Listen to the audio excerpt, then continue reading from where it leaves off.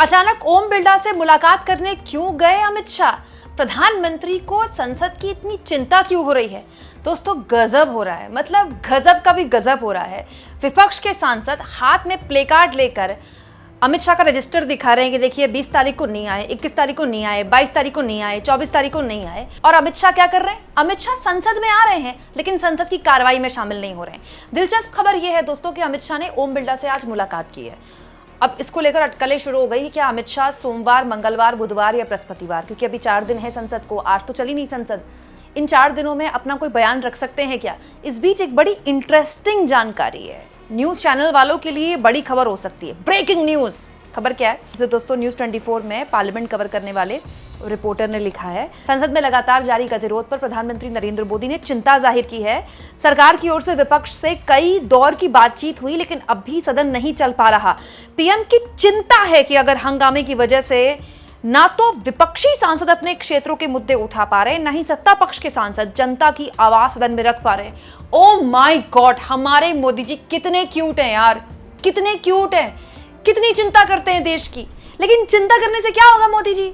आपके कहने पर रिपोर्टर लोग ऐसी खबरें छाप देते हैं, लेकिन आप भी जानते हैं कि संसद क्यों नहीं चल रही है।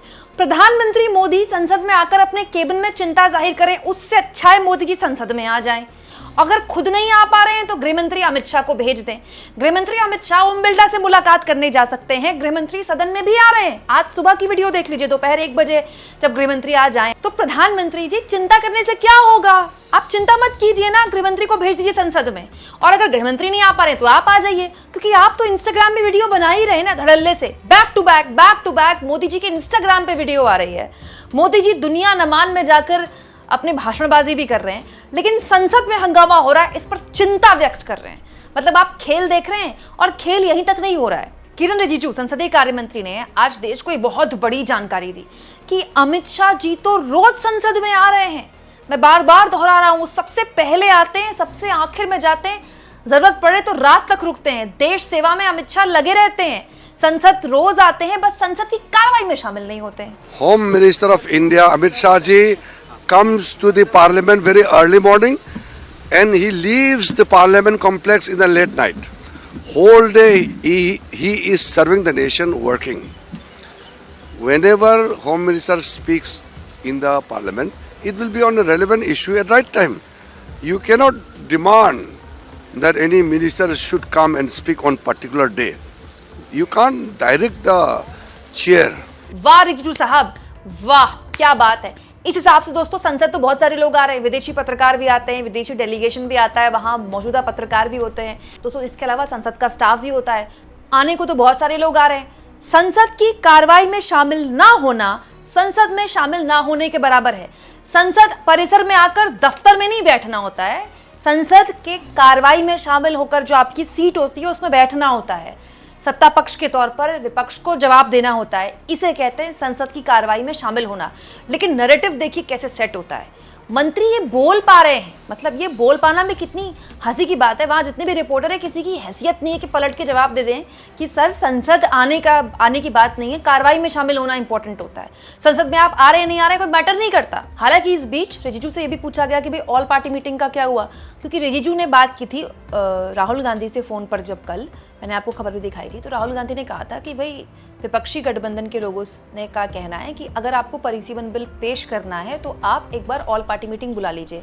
तो इसको लेकर सवाल पूछा गया। ऑल पार्टी क्या, सब पार्टी का मत जो है सब मालूम है, फिर भी हम उसको जवाब देंगे बाद में। मतलब रिजिजू ने गोलमोल जवाब दे दिया। ऑल पार्टी मीटिंग होगी नहीं होगी कुछ नहीं पता, हो भी सकती है नहीं भी हो सकती है।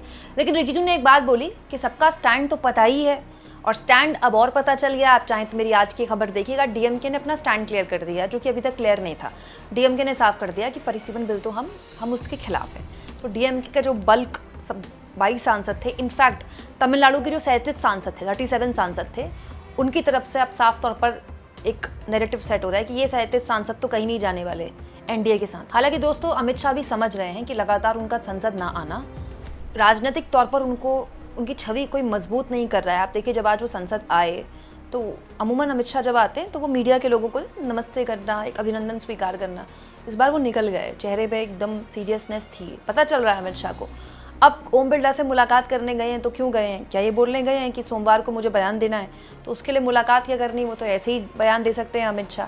हो सकता है कि अमित शाह बयान दे दें कि भाई बहुत फजीहत ना हो, आखिरी हफ्ते में बयान दे दें, या ये भी हो सकता है कि सरकार को लगे कि चलो पूरा संसद सत्र निपट गया, आखिरी हफ्ते में क्या रिस्क लेना है, छोड़ो, आगे बढ़ते हैं, इस सत्र को भेंट चढ़ने दो हंगामे की।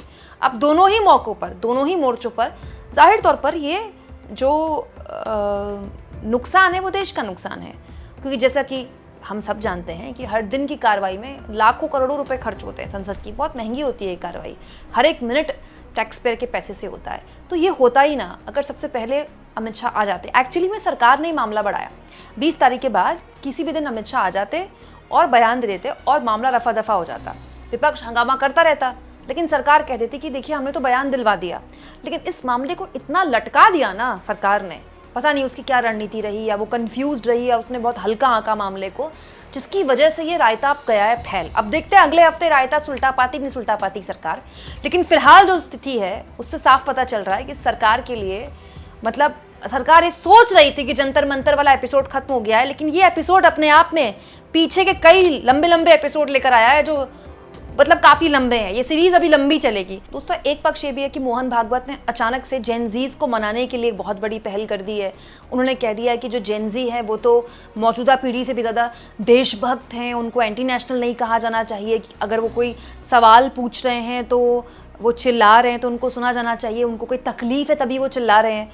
तो क्या ये एक इशारा है कि भाई RSS ने कह दिया है आगे बढ़ो, अब मामले को सुलटाओ और कैसे भी करके बयान देकर अपना सरकार जो है इससे आगे बढ़े।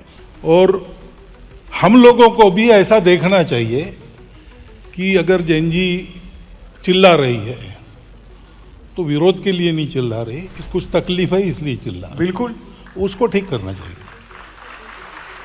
एजिटेशन जो होना है वो आपके खिलाफ या मेरे खिलाफ न होकर वो सिस्टम करेक्शन के लिए होना चाहिए।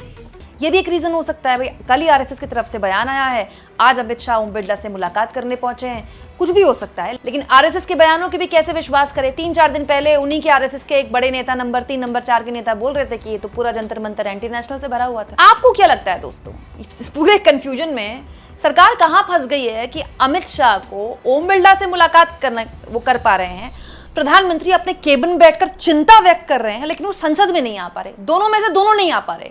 कमेंट बॉक्स में लिख के बताइएगा।